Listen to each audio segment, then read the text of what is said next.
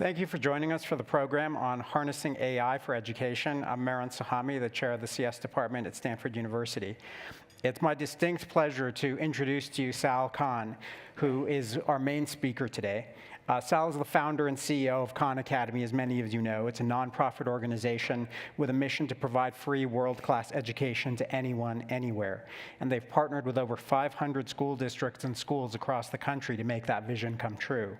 There's more than 150 million registered users for Khan Academy, and they provide their lessons in more than 50 languages, and it's used in more than 190 countries.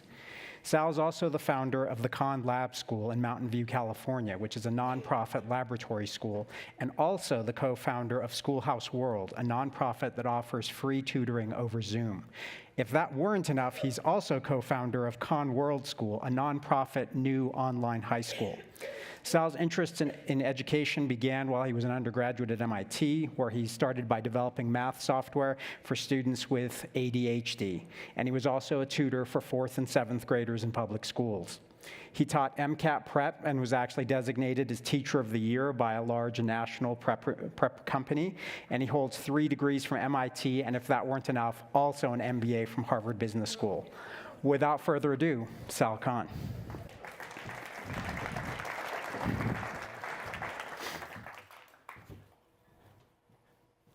Thanks so much, Maran.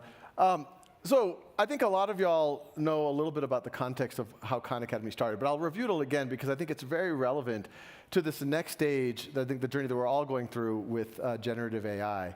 So if you see the slide, if you show the slide here, you'll see a picture of my family, and this is, or some of my family, and this is an interesting picture because if I presented at Aspen many times, and many of y'all know all of Khan Academy got started with back in 2004. I just gotten married. My 12-year-old cousin at the time, Nadia, was attending the wedding. I found out that she needed help with math. I offered to tutor her remotely. I started tutoring her. I was in Boston. She was in New Orleans, where I was also born and raised. And long story short, it worked out with Nadia. She went from being, for lack of a better word, a remedial student to being an advanced student. I started tutoring her younger brothers. And word spreads in my family, free tutoring is going on. And before I know it, I'm tutoring 10, 15 cousins, family, friends, et cetera. That was back in 2004. Now, the reason why I show this picture is a lot of people ask about what happened to Nadia. This is a picture of actually the first 3 students of Khan Academy. If we show it, Nadia is the one that's, so this is a picture of Nadia's in between me and my wife there, and then those 2 tall guys are her younger brothers. And then those other 3 kids are my kids. And it's a fun picture because Nadia and her brothers are now almost exactly the same age that I was when I started tutoring them. And my kids are almost exactly the same age that they were when I started tutoring them. And just as a little bit of a side, I think like all parents, my daughter does not love getting tutoring from me. And so I called Ali, who's the middle one there right next to me in the picture, and I'm like, payback time, Ali. And so he's now tutoring my 12-year-old daughter twice a week. So there is a way that it comes back. But the reason why I show this is pretty much my entire journey since 2004, since when I started tutoring my cousins, is just thinking about how do I scale up the tutoring process. And that's a big deal, because if we look here, in 1984, there was, I think people always intuitively knew that one-on-one tutoring is really powerful. It allows for personalization. If a student is stuck, they can get personalized help. If it takes them a little more time to learn something, you can do that. If they're ready to move on, you can move on. And most of human history, those few who got an education got a good one. If you were Alexander the Great, you had Aristotle as your personal tutor, and he would adapt, I'm sure, to what the future emperor was going to need. And in 1984, the education psychologist Benjamin Bloom quantified this, and he put it in this paper, which he called the 2 sigma problem. And I'll talk in a second why he calls it a problem, but in a domain that he showed, he said, okay, if you start with a traditional bell curve, that's that, you can see there it says conventional, that bell curve right over there. At least in the framework he did, he said, if you are able to give someone one-on-one tutoring in a mastery framework where give students as much time they need to learn things, you don't just keep moving on, even if students have gaps, that you can actually get a two standard deviation improvement. And for those of y'all who might be a little bit foggy on your statistics, 2 standard deviation is a very, very big deal. It would take an average student and then put them well into the top decile of students. It would essentially take that distribution of students, that conventional distribution, and get into that one all the way to the right, that he has that tutorial one-to-one distribution. Now you might say, well, that's pretty exciting. Why does he call it a problem? Why does he call it the 2 sigma problem? Well, he says, well, there's no resources. In a class of 30 kids, how do you give every student one-on-one tutoring? And then he said, well, maybe, and this was back in 1984 that he published this, he said, well, maybe there's ways to approximate one-on-one tutoring using technology. And using some very primitive technology. And folks have debated how large this effect is. Is it 1 standard deviation, 2 standard deviations, half a standard deviation? But pretty much every study since then has shown this directionally, this happening. But he argued, and he had some data in that study, that using mastery learning with an online system, he could get to 1 standard deviation. And that's that middle distribution there.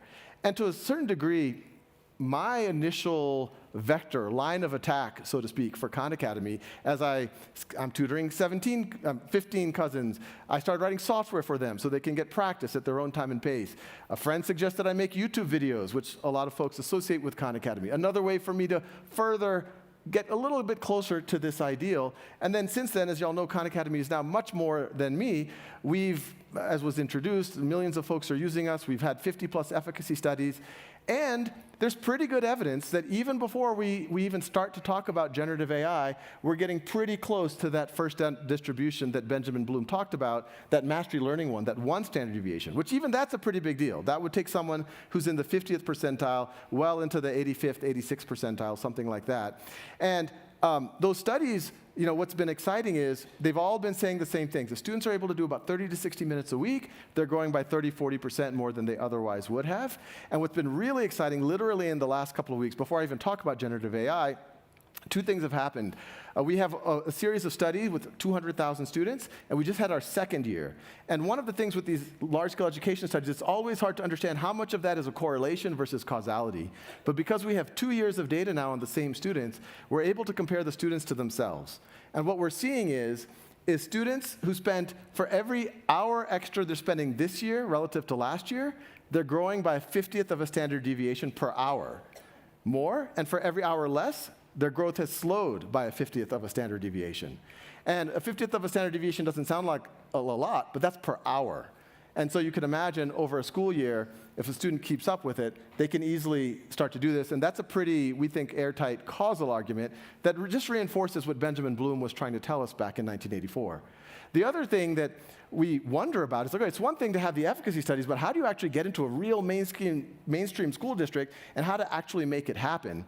And one of the things I'm very excited about is Newark, New Jersey, which I don't think anyone would argue is some special case school district. It has all of the problems and all of the opportunities that almost any large urban school district has. They started using Khan Academy, the North Ward of Newark, it's about a third of the school district, started using it pretty intensely in November, so they got a late start.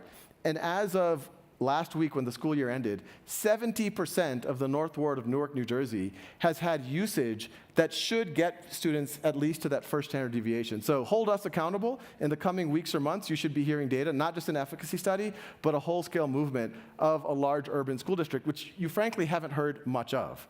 Now, with that said, it's nice if we can get to that first distribution. That by itself would be a big deal in education. But what if we could get to that other one? What if we could really get that much better at emulating what a human tutor could do? And so now enter into generative AI. So my question for y'all, how many of y'all are scared of generative AI? Just generally, you're just scared of it. Okay, good, you're honest. How many are excited? Oh, a lot of people. How many are confused, not sure? Okay, good, all right. So those of y'all who are afraid, especially in the education space, you're not alone. These are the headlines that we've all been seeing ever since November when ChatGPT came out. School systems banning ChatGPT, rightfully thinking, well, students could use this to cheat, write their essays, do their homework, et cetera, et cetera, et cetera. And what I'm going to show you is, and just a little bit of background, we had access, ChatGPT is built on GPT 3.5. We had access to GPT 4 starting at the end of last summer. And so we were behind the scenes working on this. And at first, when ChatGPT came out, I remember messaging the OpenAI folks. I'm like, hey, I thought we were under NDA. It's like, we haven't launched anything. This is just a chat interface on stuff that's already been out there. And I was worried, because I was like, wow, this ChatGPT wasn't built for education. It has no safeguards there. People have this knee-jerk reaction. They're going to judge this before they even have a chance to see what's possible.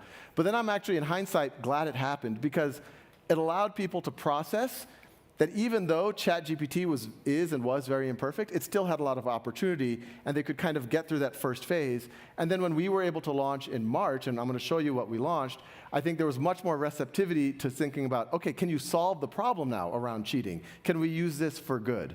And so what I'm going to show you is what we launched on March 15th. Our AI on Khan Academy is called Khanmigo, and it tries to address a lot of the main issues while also trying to aspire to that 2 standard deviation improvement. So what you see here is just a traditional exercise on Khan Academy, but what's new here is that little AI bot at the bottom. And so if we click on it, you immediately will see some things. First of all, some guardrails. The conversation is recorded and viewable by your teacher.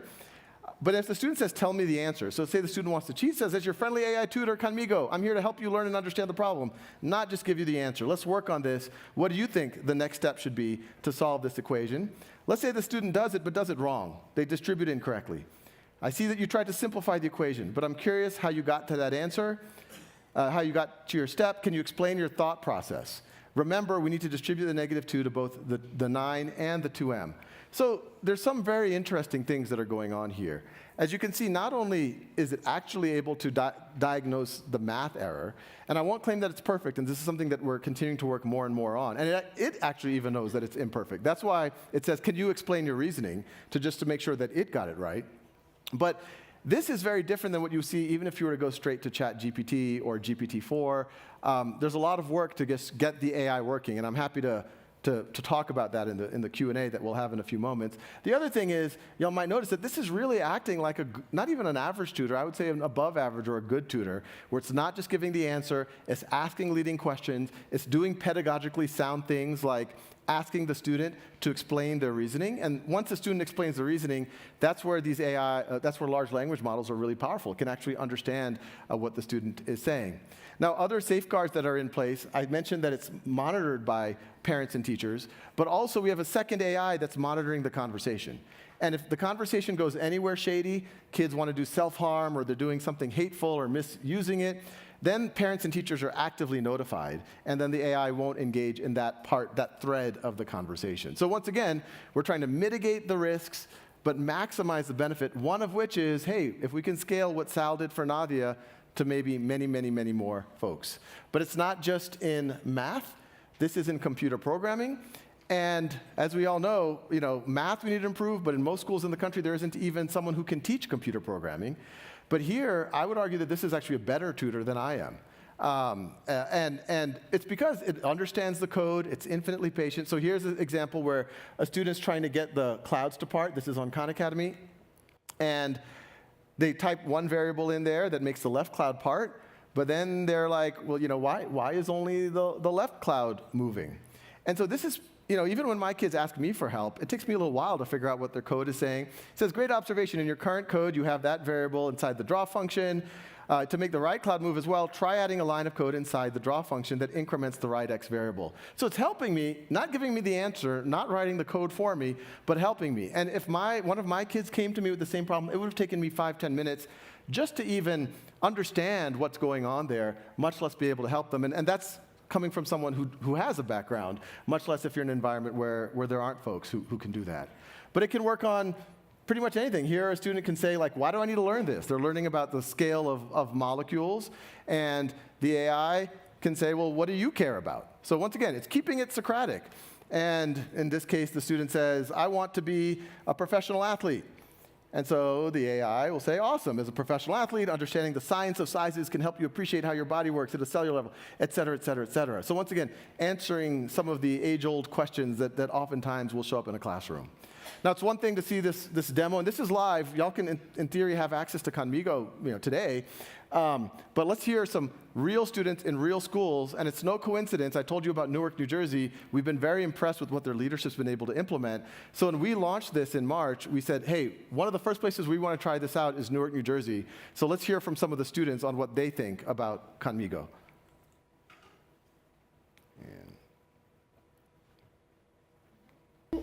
It knows a summary, it knows many different things, and it knows Spanish, Portuguese, and English, and it knows it's really smart, but it doesn't know everything.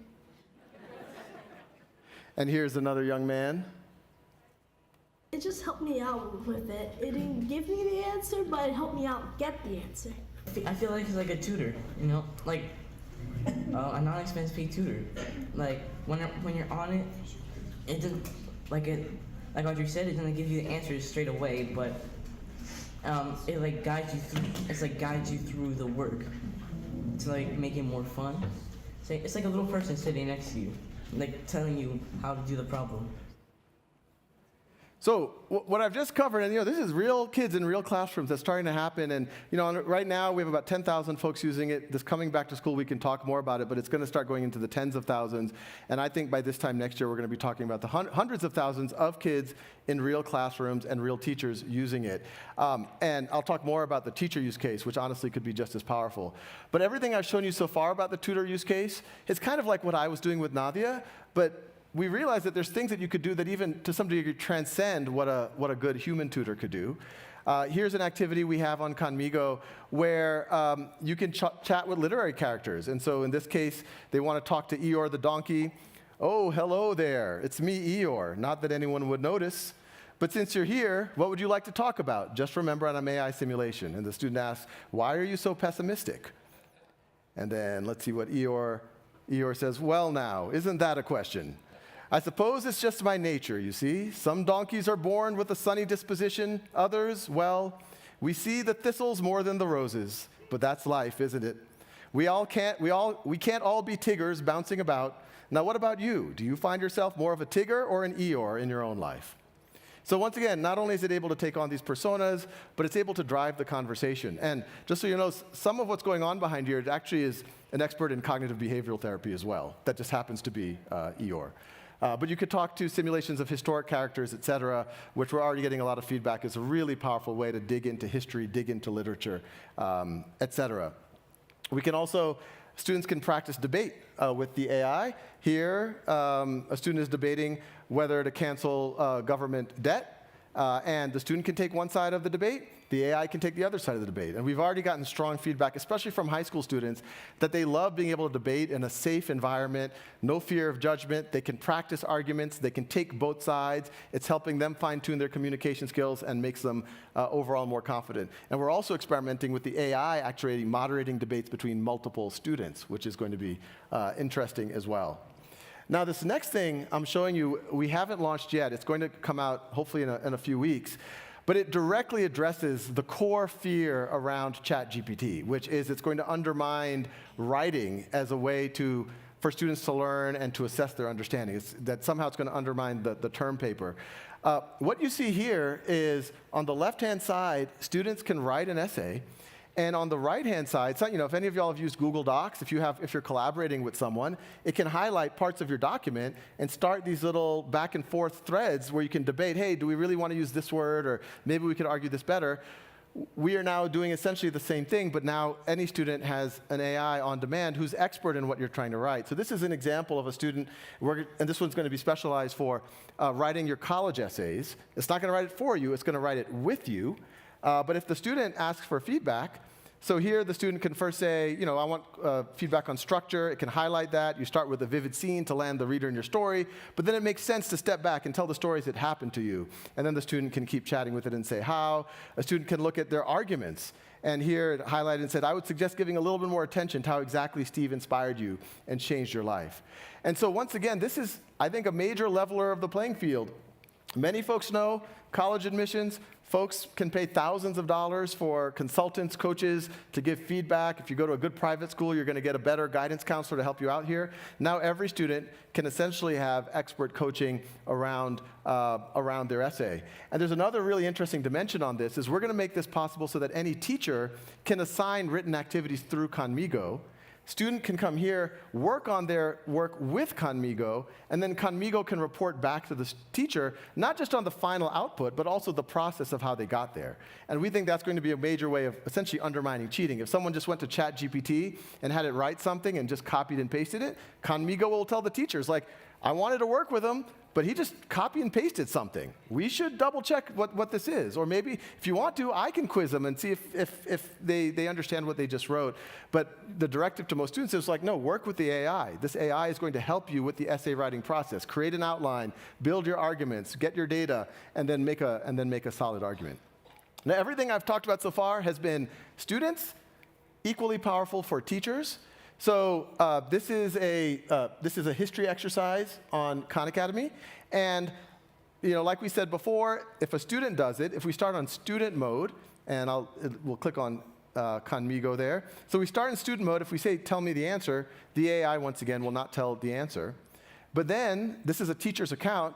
They can switch into teacher mode. So then it acts as a teacher guide. And now if you say tell the answer, it will literally tell the answer.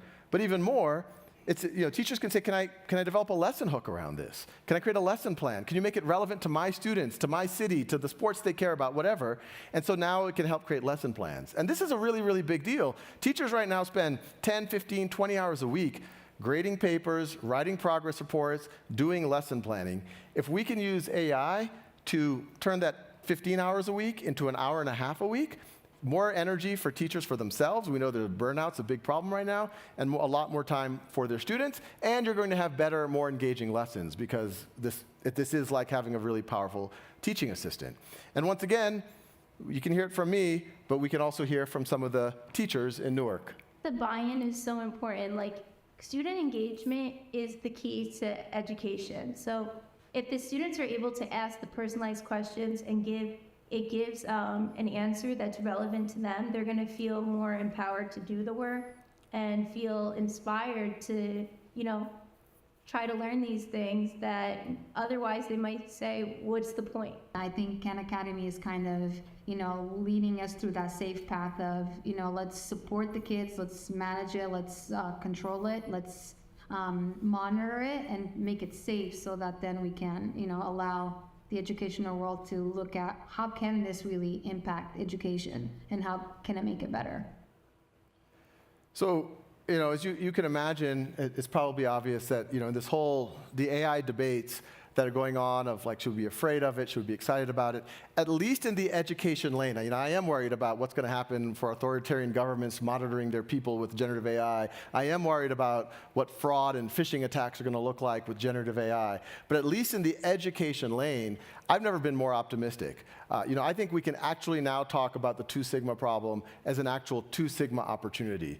And what you're seeing, what I just showed you, a lot of that would have looked like science fiction a year ago, and that's just the very, very, very tip of the iceberg. This is just a list of some of the stuff that we're working on as we speak, and we want to supercharge as much as possible. Giving the AI memory. It's taking notes on the student. It can share that with the teacher. It can do the assignments to the teacher, all of the writing stuff we talked about. It can always, it can personalize and tone even more. It works in every language. We're going to add both speech to text and text to speech, where you can have a conversation with the AI. We're starting to work with APIs where you can make sense of images, where you can just point your camera at something and have your tutor all around. It's like if Aristotle was always just following Alexander. And it's like, well, why is that tree growing faster than that tree? Take a picture. The AI can actually engage in a conversation with you about it. So all of this would have seemed science fiction a year ago. I've always, there's this book, I don't know, how many of you have read Diamond Age by Neil Stephenson? All right, there's a few. So it was written in, I think it was 1994, so it was ahead of their time. It's about, it's kind of a not too far off future in a neo-Victorian China where there's a member of the nobility who commissions an AI-based tablet app to tutor his granddaughter. This app gets pirated, and it gets in the hands of like several 100,000 orphan girls who live on barges, and then they just take over the world. And the app in that book is called the Young Ladies Illustrated Primer. And from the early days of Khan Academy, every new employee, I used to hand, they used to get a free copy of the Diamond Age, and I used to say, I don't know if it's going to happen in my lifetime, and we're going to constantly work towards it, but I want Khan Academy to eventually be the Young Ladies Illustrated Primer. Something that anyone, ideally you have a teacher, you have a classroom, but if you don't, even with that, you can essentially tap into your potential, because if we do that, I think if we can work on the core issue of human potential and human intelligence using artificial intelligence, then I have a lot more confidence that we as a society are going to be able to tackle all of the other issues that artificial intelligence is going to throw at us. Thank you.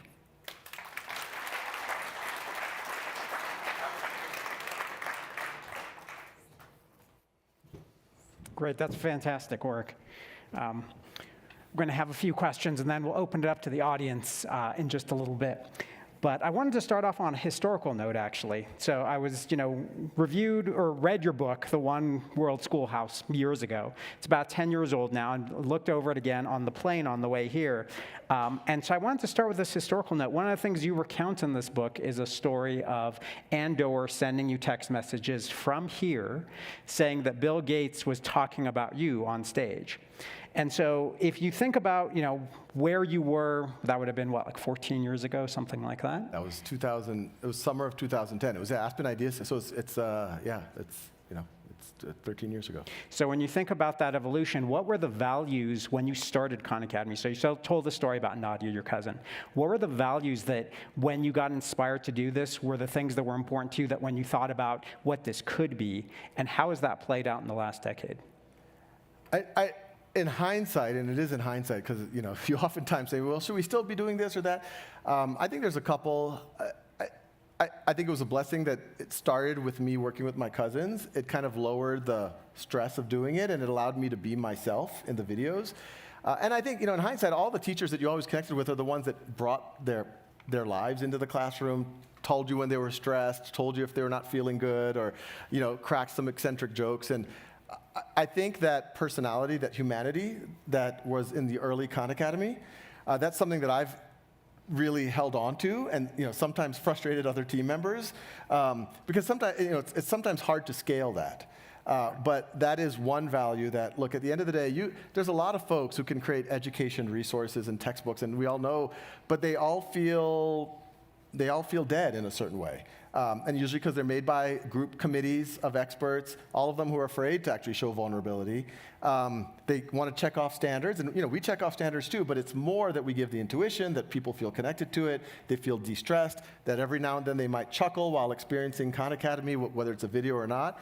And so, coming to generative AI, that value, you see it in Khanmigo. I've actually been amazed by some of the other applications out there, how little effort they've put in giving the AI an approachable personality, something that you would want to spend time with. So I think that's one value. I think the other values are around personalization, mastery learning.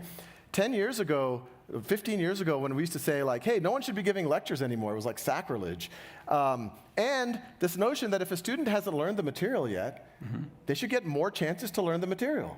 And if you have to slow down, that's okay. I mean, it's hard if you have 30 kids in a room, but now you have technology, you can do that. And over the years, there are a lot of like, well, that's not what the market wants. Teachers want lesson-aligned practice, et cetera, et cetera. But I think we've found ways to thread that needle where we can meet teachers in classrooms where they are today, but then nudge them along so that we can get more to this, personalized mastery learning. I would say the other thing in the early days of Khan Academy, there was people can tell I read a lot of science fiction. And another book I was very inspired by was the Foundation series, Isaac Asimov, where he tries to prevent the dark ages of the or he tries to shorten a future dark ages for a galaxy by collecting all of the galaxy's information in a foundation. Sure. And when I'm in my more megalomaniacal moments, I'm like, what if Khan Academy is the foundation? And hopefully we can prevent the dark ages, or we can help bring society to a point that will make today look like a dark ages. Some folks, Anne's here, that, knows that I have a theory that benevolent aliens are using Khan Academy to prepare humanity for first contact.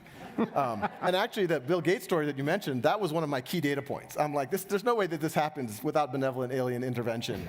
But I think that focus on personalization, mastery, whimsy, and then swinging for the fences, I think has been stuff that I've held dear. Well, I think that's really interesting that you talk about humanity as being one of the core values, because then because some people think of part of the fear around AI is that we're losing our humanity by using something that's technical in as intimate a context as educating children. And so when you think about that, I mean, people bring up concerns, and we can go through some of these, and then we'll talk about broader issues. But one of the concerns is about the accuracy of the information that's generated. So when students interact with the information, how do you try to mitigate inaccurate information, or are there ways you detect it, or are there ways you mitigate it? How do you think about that?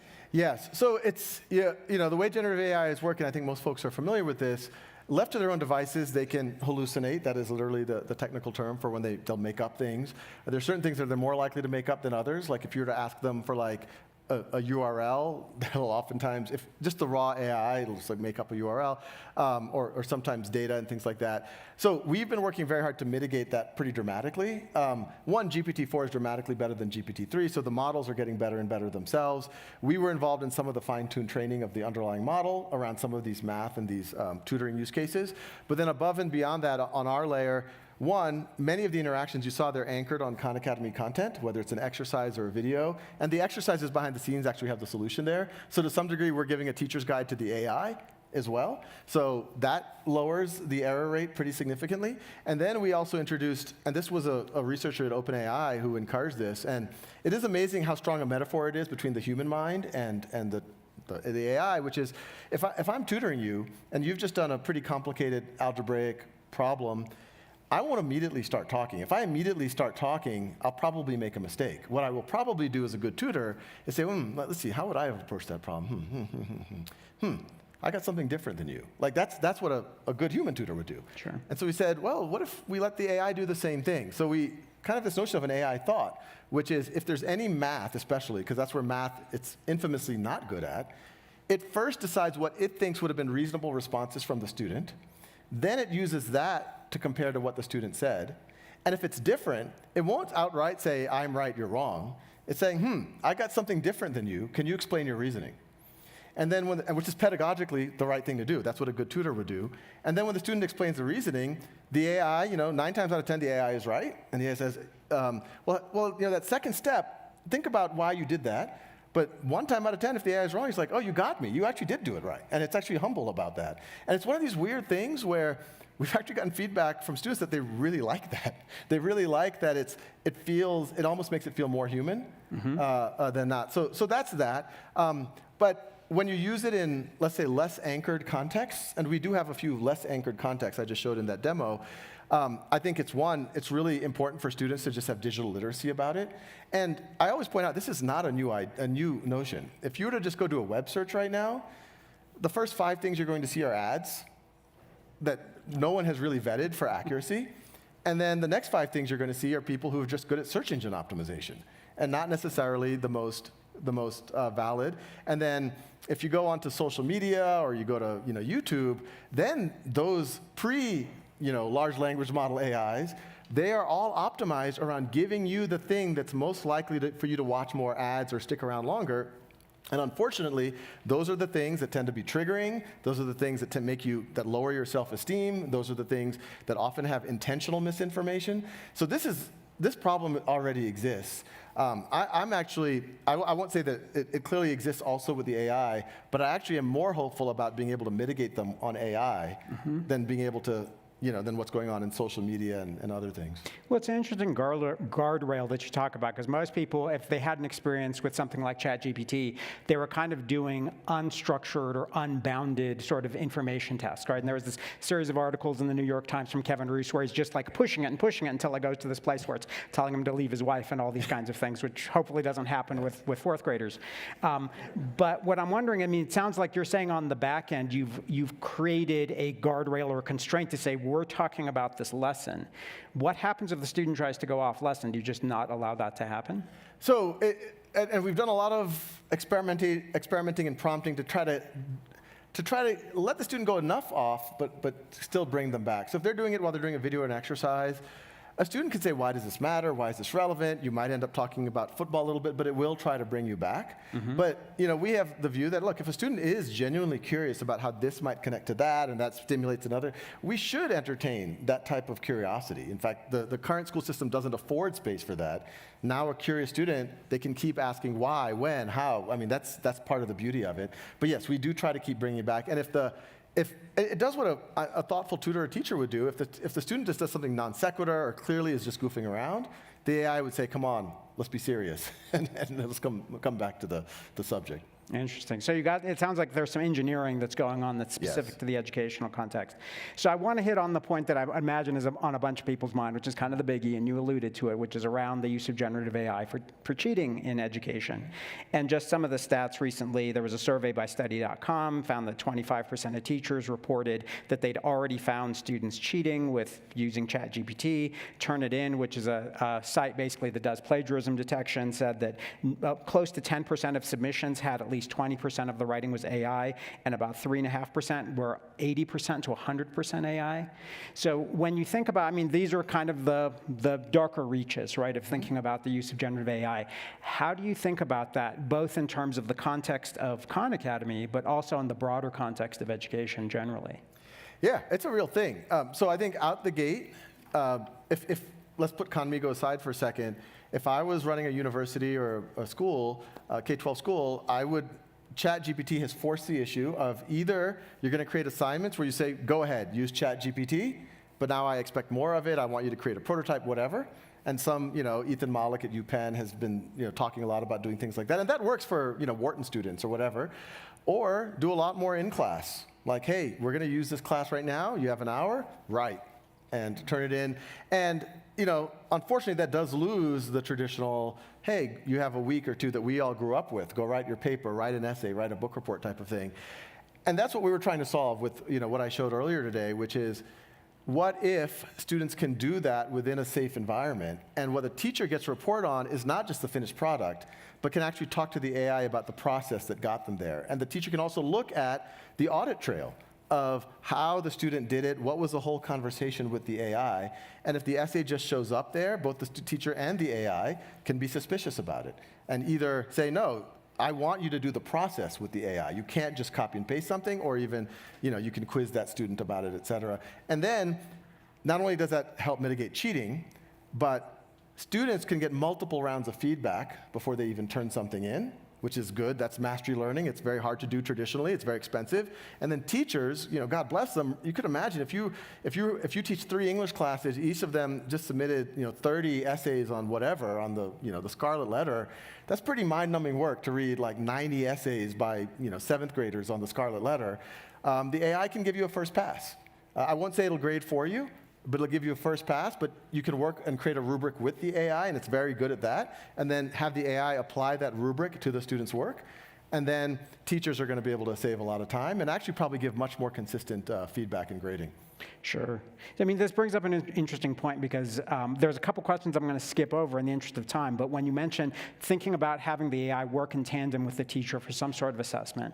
So the EU just created this AI framework, right, where they think about a risks-based approach to regulating AI. And one of the things that they actually talk about is AI used as an assessment tool being in the high-risk category, right, which means it should either be heavily regulated or it should be banned. Do you think they got it right? Do you think they got it wrong? How do you sort of see that assessment? Assessment is a very broad thing. There's the traditional assessments, which we might think about like SAT or like, end-of-year state exams, but assessment goes all the way to things like assessments for job interviews, et cetera, et cetera. I think it is a space where you have to be very thoughtful about it.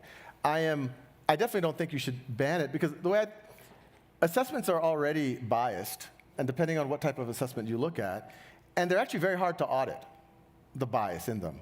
But now, one of the things that the EU talked about is resume screening. They said no use of AI for resume screening because it could be biased. It's good intention where they're coming from, but what also could be biased? The head of HR who's just looking at resumes and spending 3 seconds per resume looking at it. And it's much easier to audit an AI than to audit your head of HR. For the AI, you can test it. You could create canonical examples of you could actually ask the AI, create 5 resumes identical to this, but use different ethnic names, use different ages, use different genders, and then see if the AI creates a similar signal for all 5 of these resumes that are otherwise equivalent. That is auditable. Right now, humans just looking through it is very much not, and there's all sorts of studies. If you get interviewed at the end of the day versus the morning of, it could be a completely different outcome of your career. Within companies, the most inconsistent thing is the hiring process. If you get someone who likes you, likes the way you're dressed, went to school with you, it's going to be a good interview. You get someone who had, has a stomach ache, it's going to be a bad interview. So I'm not saying that this is going to be like a silver bullet, but I do think it should be seriously looked at. And I think the first frontier is actually going to be not that the AI just does an oral exam, an oral defense, which I think it will eventually be able to do, but we are looking at ways that the traditional assessments, they're all multiple choice. Why? Well, that's the only way to scalably grade things, multiple choice assessments. But now you can do free response. And if you do free response, because everything was multiple choice, writing got taken out of education system, and that's why most kids can't write now. But if you can bring a little bit of writing back, and I think the AI can actually robustly assess short form writing, especially if you tell it what good answers would have looked like, and you should test it and all of that, then I think it actually can be a big gift. So I would be scared to just immediately knee-jerk do it. I think you have to see when it's happening. Are we auditing? Is it an improvement over what we have? Nothing's ever going to be perfect, but it's all relative to what you already have. I think that's an excellent point, is that comparison with what's already there. When you talked about resume screening, for example, as one of those examples, there's this famous case with Amazon where they had a resume screening tool. They found it to have gender bias. They audited the algorithm, and much to their credit, they actually said, we can't get the bias out of the algorithm, and they stopped using the algorithm. When you think about an educational context, when generative models are generating text, right, there could be encoded biases in there, right? Kind of the classic one is doctors tend to be men, nurses tend to be women. Both gender bias, racial biases. Is that something you've audited? Is that something you looked at? Or how do you think that will play out in the long run in education? Yeah, I mean, you could imagine, we've done ourselves and some of our partners, and we've been working with several partners now, it's in everyone's incentive to do what's called in the field, like, red hat testing. And red hat testing, you go onto a piece of software and you act like a bad actor, or you try to get it to say the worst possible things. And I would say that between the models themselves and the people who are generating, it's there. I mean, they know that this is a potential issue, so they are working very hard for it to not show these types of biases, and then we are as well. So we're asking really hard questions, stuff that honestly a lot of teachers would struggle keeping a fairly fair take on those types of issues. But it's out there, and thousands, millions of people are going to use it, and we know that anytime something shady, we're going to get a screenshot, and it's going to show up on social media. It's going to show up. There's going to be much more transparency of this. Then, I mean, it's great that Amazon recognized the bias, the gender bias, and they stopped using that AI, but I'm guessing a lot of their engineers have gender bias too. And they've never, it's hard for them to audit it, and those folks are going to keep interviewing or not go through, more training, et cetera. Yeah, I agree. It's harder to cut open someone's head and try to identify the bias than it is to look at the weights of an algorithm. Yes. So one final question before we open it up to the audience. When you think about the long-term potential, one of the things people also talk about is AI broadly, not just generative AI, but is going to have winners and losers. There's going to be different sectors of the job market, for example, that are impacted in differential ways. That's also true for education. Students that get access, I mean, these are great tools. And as you showed, talking about Benjamin Bloom's paper, right, if you can push kids further along on that curve, they get better outcomes for their careers, for their lives. So how do you think about what's the access plan? How does this look like to open up access to everyone so we don't create more of a digital divide? Yeah, that's front and center for us. Even with pre-AI, I mean, that's why Khan Academy exists as a not-for-profit. Our mission is free world-class education. AI has introduced, at least in the medium term, an issue here. Because, Khan Academy itself, it costs many tens of millions to build, but then the incremental cost when someone comes, it's a website, so it's fractions of a penny.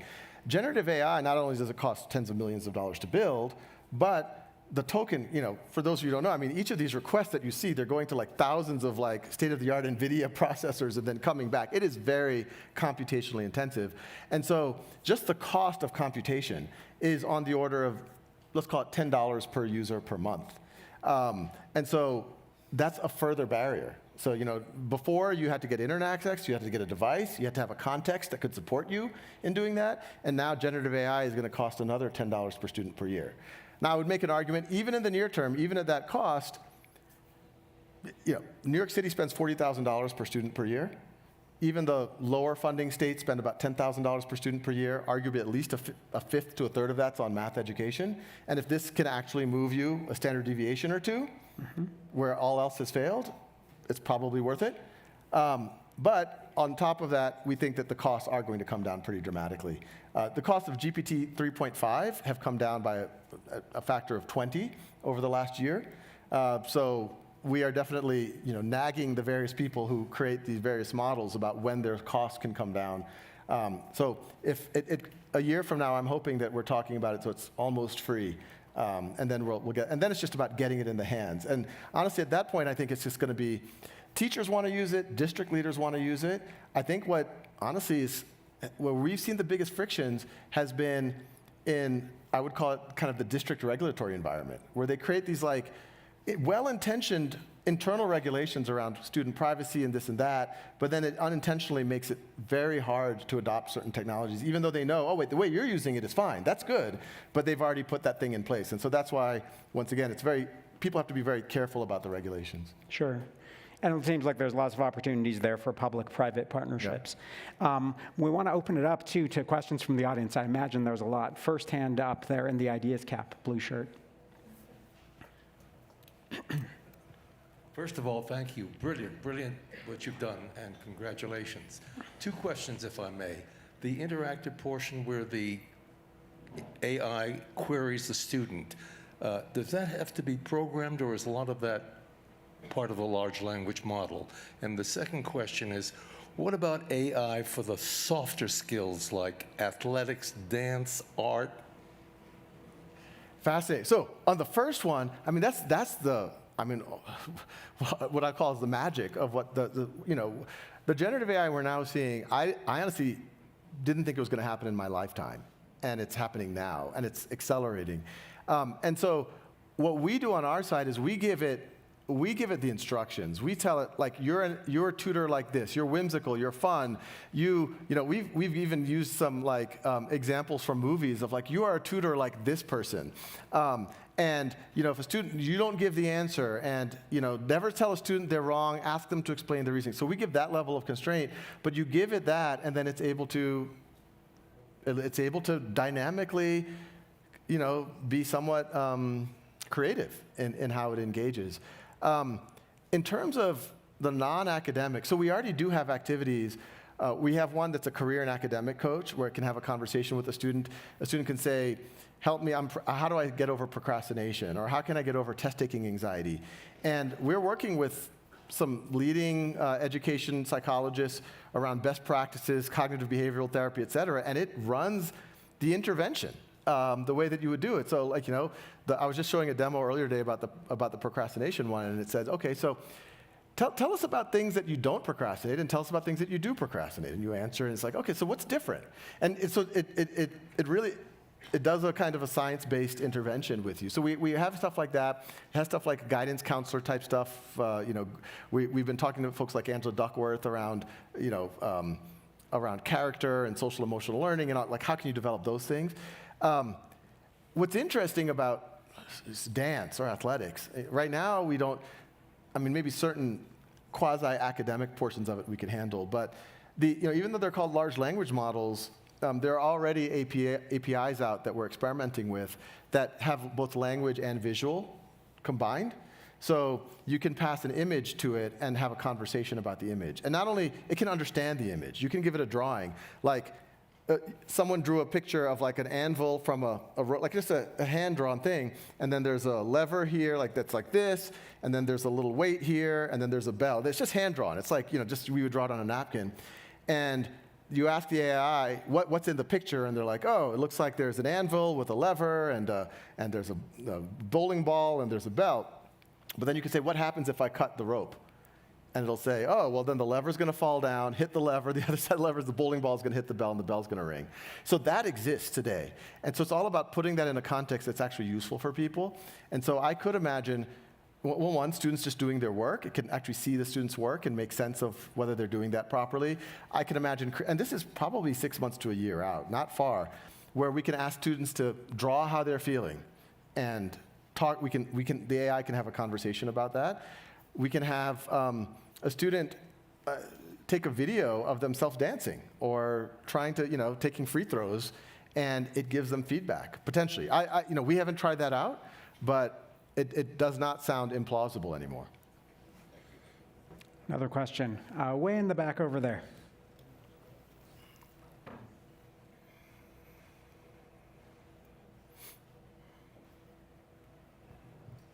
Thank you. I just have, I guess, a bit of a compound question in that a lot of times as we think about scale in education and then early days and conversations around AI as it pertains to scale in ed, we tend to yada the fact that even though one-to-one is good, not all ones are good ones for the ones.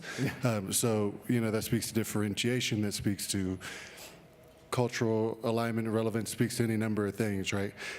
So I just wonder from a model perspective, how are you seeing the field maybe take that on? And I think the compound piece is considering that within the context of the fact that the breadth of probably the designer profiles and the folks feeding the kind of models, right, early days when we're designing these, because they do start with human beings, probably far more narrow, right? There's probably less proximity to learners, and often, and I mean no disrespect to anybody, I'm just being real, right? So keeping those two things in mind, that there's a need for differentiation and one-on-one learning experience, and you probably have a quite limited spectrum of folks actually crafting the models. What's happening to reconcile some of that? Yeah, no, it's a good question. And I think, when people talk about cultural relevance before gender, like I was talking to one of our foundation partners where we were talking about this. And at the end of the day, when you don't have a tool like this, you almost have to make mass generalizations about certain groups of people in order to make it relevant, which in and of itself is almost a problem. Like, okay, maybe a lot of that group of people like this sport or this type of, music, but maybe some of them don't. And maybe some of them like anime, or maybe some of them like, Minecraft or whatever else. And so when I think the problem with some of that is it's almost forced to generalization. What's interesting about this, and as you can see, we're trying to get in front of real students as quickly as possible.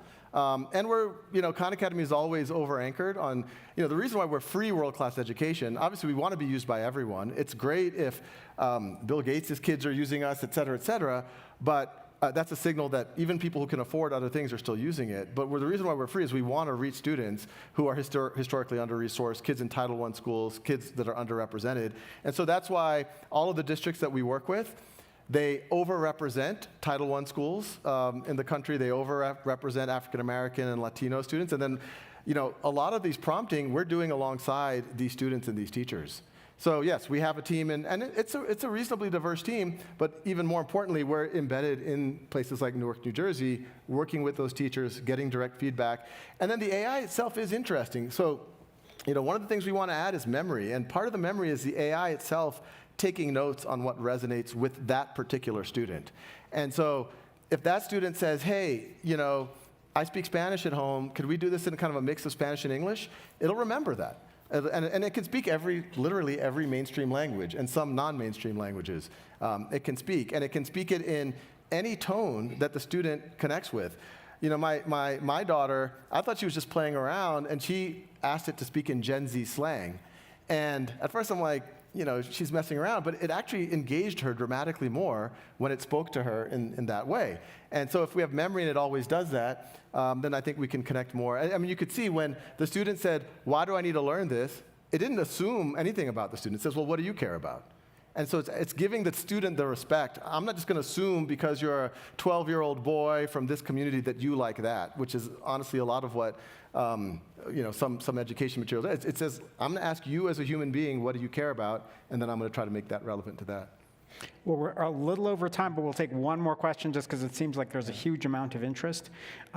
So right there in the blue sweater. Yeah.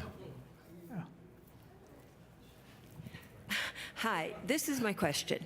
So you have it in certain schools at this point, and it helps with SATs and getting into colleges in these particular communities.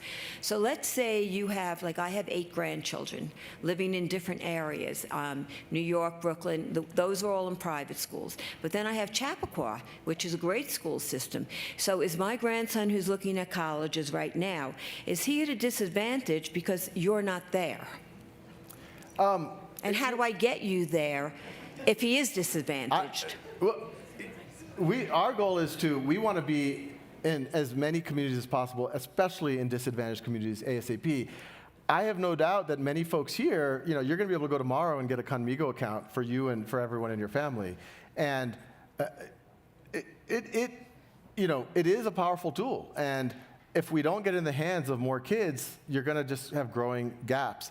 I'll tell you, this was about 6 months ago. I had a conversation with, I won't say which universities, the heads of admissions of 2 major universities, highly selective universities. And I'm like, we were talking about something else, but at the end of our meeting, I'm like, hey, what about what's going on with generative AI? Aren't y'all worried? And both of them, I was actually surprised by their response. They're like, you know what? In some ways, it's kind of putting a spotlight on stuff that's already existed, because we always kind of assumed that affluent kids were getting help. And they were. I mean, people in a lot of private schools, it's pretty common for people to pay $5,000, $10,000 to hire a college consultant who, in the best cases, will give you feedback, and in the worst cases, is varsity blues, and will fabricate or write your essays for you, et cetera, et cetera. And what these heads of admission says, we kind of recognize that was happening, so that's why we always wanted to keep our essays short, and it's much more about what you're actually doing than how you actually write it. But maybe these were both STEM schools, so they were maybe a little bit less indexed on that. But I think it's a really important question. So now this levels that playing field a little bit. But it's, in a world where we're test optional right now, the Cal system has essentially banned standardized tests, which, my personal opinion, now what are you anchoring on? You're anchoring on essays, you're anchoring on recommendations, you're anchoring on grades. The most grade inflation is at private schools. The college counselors who know how to write the recommendations and the teachers are at private schools. And on the essays, who's hiring the $10,000 coaches? So in the name of equity, they've just removed the most objective piece of the puzzle. Those are, so that's why, I think these types of tools, the faster we can get it out to more people, the better. Well, it seems like there's still more questions, but we're going to have to wrap it up because we're over time. And if there are more questions, please come on down and ask. Thank you very much. Fantastic. Thank you.